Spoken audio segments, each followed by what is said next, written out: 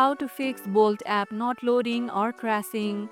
Bolt app not opening or keeps crashing. Let's fix that in a few quick moves. Start by closing the app completely and reopening it. If it still freezes, open your phone settings and clear the app's cache. Then make sure your internet connection is stable. Bolt requires active data to load your dashboard. If it still does not respond, update the app from the Play Store to the latest version. If the problem continues, restart your device once. This refreshes background services. And if Bolt still fails to load, uninstall and reinstall it.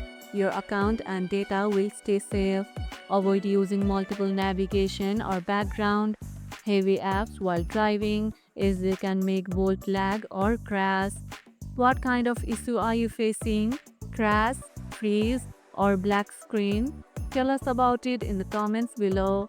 And that's how you can fix Bolt app not loading or crashing.